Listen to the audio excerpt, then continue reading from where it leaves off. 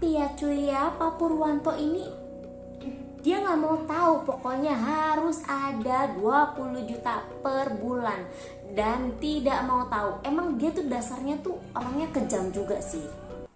Hai teman-teman, assalamualaikum. Terima kasih telah mengklik video ini. Bertemu lagi dengan saya Nur Wahyuning di channel Berita Nyonya.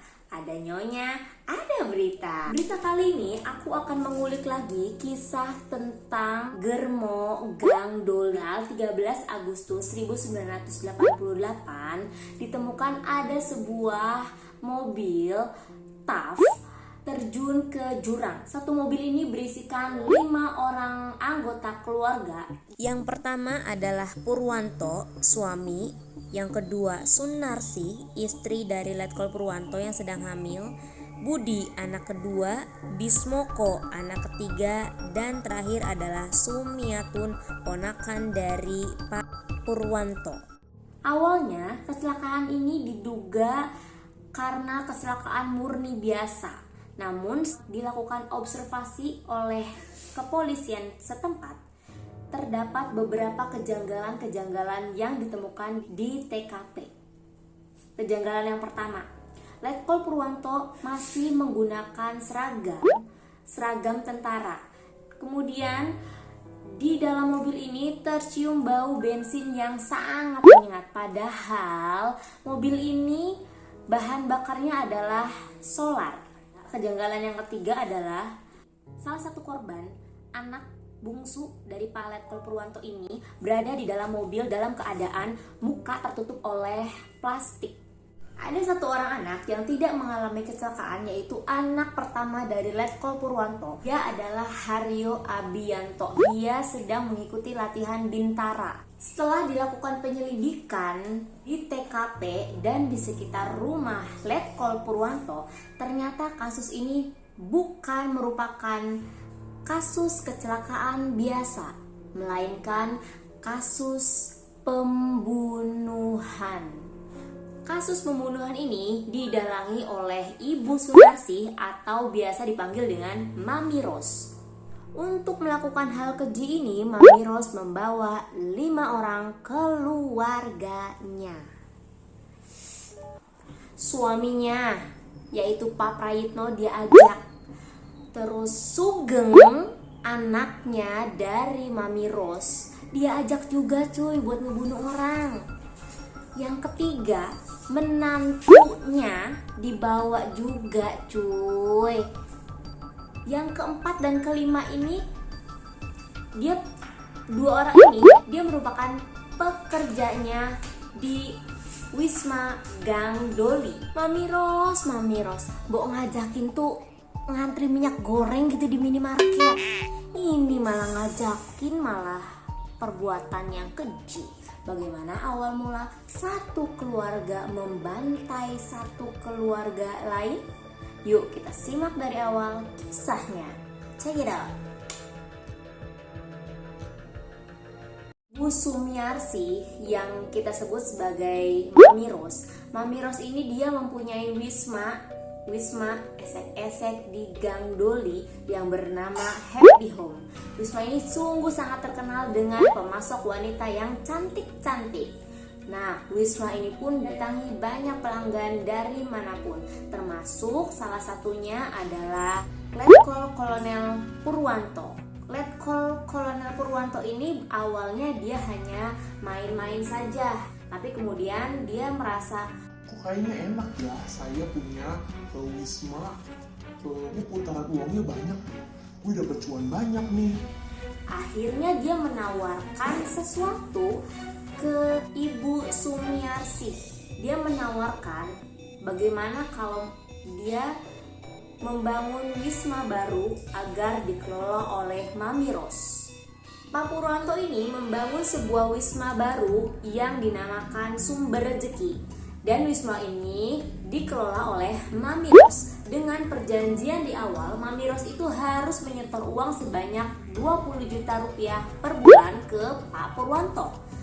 Nah, awalnya Pak Purwanto dan Mami Ros ini perkongsiannya ini memang cukup stabil. Per bulannya juga Mami Ros tetap membayarkan 20 juta rupiah.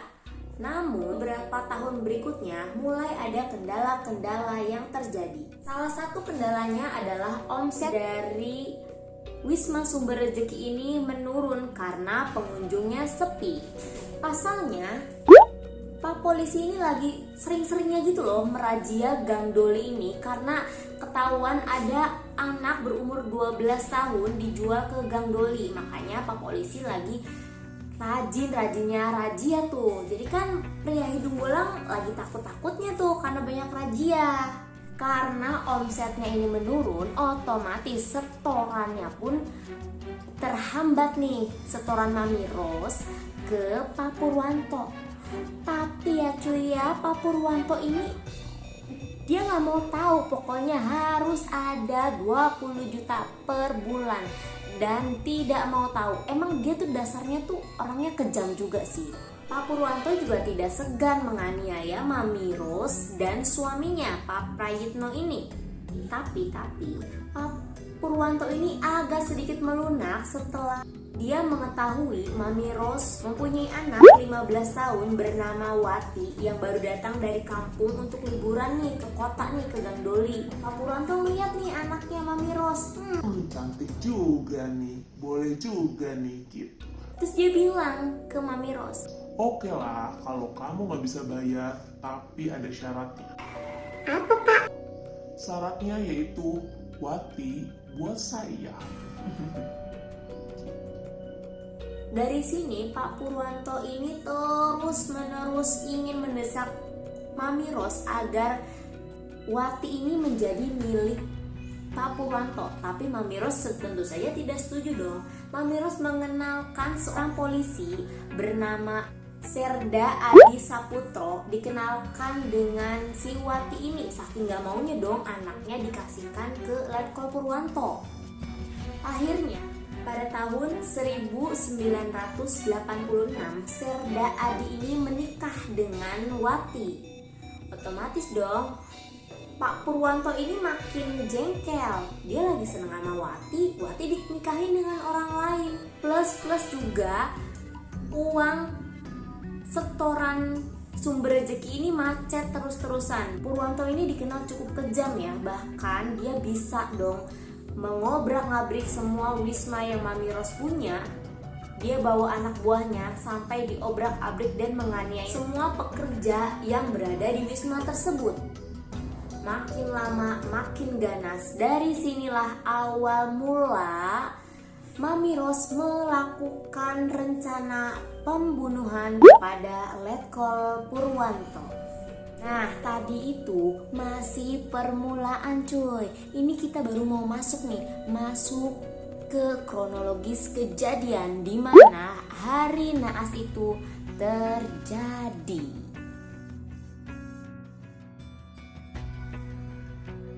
Agustus 1988, keluarga Mami Ros ini datang ke rumah Letkol Purwanto. Dia sebenarnya mulai dari jam 8 pagi, dia sudah mulai mengelilingi rumah Letkol Purwanto. Namun di sana itu masih banyak terdapat anak-anak yang sedang bermain tuh di depan rumahnya. Kemudian si keluarga ini melanjutkan lagi perjalanannya. Dirasa keadaan sekitar ini masih belum aman ya guys. Kemudian tepat jam 10 pagi dirasa kegiatan di luar rumah Letkol Purwanto ini mulai sepi. Dia langsung masuk ke dalam rumah Letkol Purwanto. Dan seperti biasa tuh bertamu pada normalnya mereka biasa bertamu. Purwanto ini menemui ke-6 pelakunya itu di ruang tamu. Karena Pak Purwanto ini kan merasa ya udah gitu, tamu aja gitu. Karena memang mereka tuh memang akrab cuy. Sebenarnya tuh mereka akrab. Dua anak Purwanto ini memang sedang berada di depan rumahnya. Jadi sedang bermain dengan anak-anak yang lain. Sedangkan istri Pak Purwanto yang sedang hamil ini sedang memasak di dapur dengan Sumiatun, ponakannya. Setelah dirasa aman, ke-6 pelaku ini langsung menghabisi nyawa Pak Purwanto.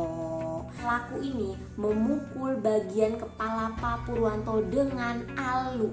Mereka memang sudah niat membawa alu dan lain-lain dari rumah. Di Kira marinir ini memang melakukan perlawanan, namun memang kalah banyak ya dibandingin sama mereka-mereka ini. Bayangin, 6 lawan 1. Lama-lama sudah tidak berdaya dong Pak Purwanto ini. Jasad dari Pak Purwanto ini langsung dibawa ke garasi. Dari luar, 2 orang anak Pak Purwanto ini merasa curiga ya. Loh, kenapa ya? Kok di rumah ramai sekali? Ada apa? Mereka berdua ini dilalanya tuh pulang cuy ke rumah. Aduh, coba kalau mereka nggak pulang, mereka tuh selamat. Ya Allah, mereka berdua tuh pulang, jadilah mereka jadi incaran ke-6 penjahat ini. Oke? Dari dapur, Ibu Sunarsi dan Sumiatun juga mendengar nih. Ada apa ya? Kok itu rame-rame sekali di garasi, di ruang depan? Mereka berdua juga nyusul lagi tuh untuk melihat kejadian ada apa di luar di garasi. Dan ternyata ketika 2 orang perempuan ini mau melihat apa yang terjadi, mereka sudah disambut oleh ke-6 penjahat ini guys, dan dihabisi juga. Sudah deh habis, 5 orang yang berada di rumah tersebut itu udah habis, sudah tewas dengan dipukul alu dan dikejar dan lain-lain. 5 tubuh yang sudah tak berdaya ini, tak bernyawa ini dikumpulkan oleh 6 penjahat ini ke dalam garasi dan dimasukkan ke dalam mobil TAF TG berwarna hijau tua milik dari Letkol Purwanto. Untuk menghilangkan jejak, para penjahat ini membawa ke-5 jasadnya ke dalam mobil milik korban, lalu diletakkannya di bibir jurang Songgoriti.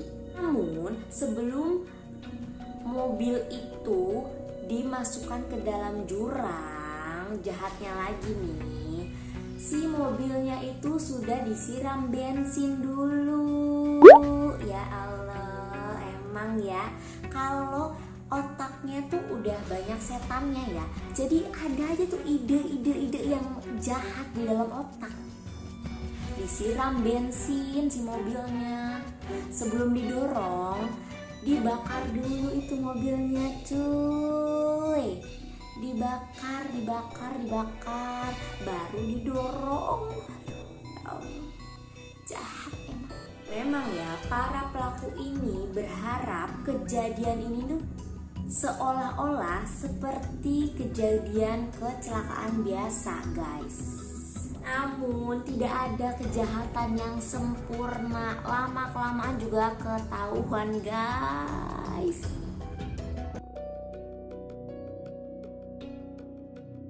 Pak Prayitno meninggal di dalam penjara. Dia terkena serangan jantung sebelum mendapatkan hukuman mati.